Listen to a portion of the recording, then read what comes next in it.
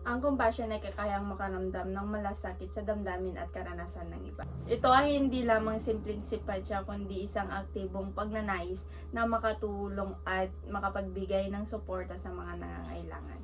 Ang compassion ay maaari nating ipakita sa iba't ibang paraan.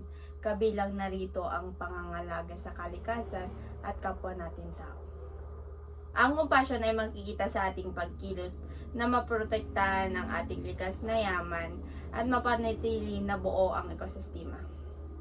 Nito ay ang simpleng pag-recycle, paggamit ng renewable energy sources. Halimbawa nito ay ang pag-recycle at paggamit ng renewable energy sources at pagsasali sa mga iba't ibang aktibidad na nakakatulong sa kalikasan. Ito ay nakakatulong hindi lamang para sa atin, kundi para na rin sa mga susunod na henerasyon.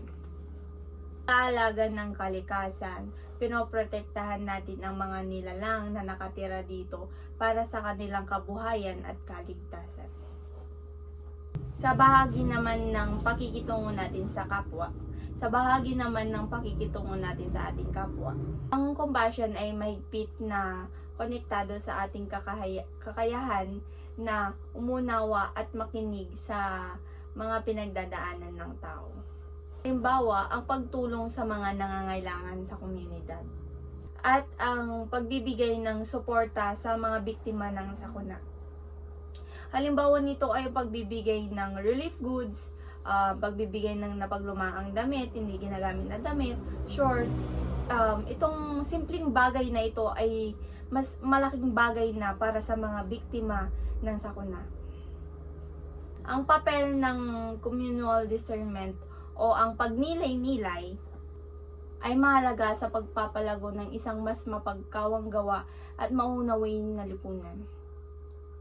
Sa pamamagitan ng pag-uusap at pagtutulungan kasama ng iba, nagkaroon tayo ng mas malalim na pag-unawa sa mga isyu na kinakaharap natin bilang isang komunidad. Ito ay tumutulong sa pagbuo ng mga desisyon na nakabatay sa pangangailangan at damdamin ng nakakarami, hindi lamang sa iilang tao. Sa huli, ang pakikipag-unayan at sama-samang pagdidesisyon ay nagbibigay daan para sa mas makatarungan at compassionate, mapagkawang gawa na mga solusyon sa mga issue sa ating paligid.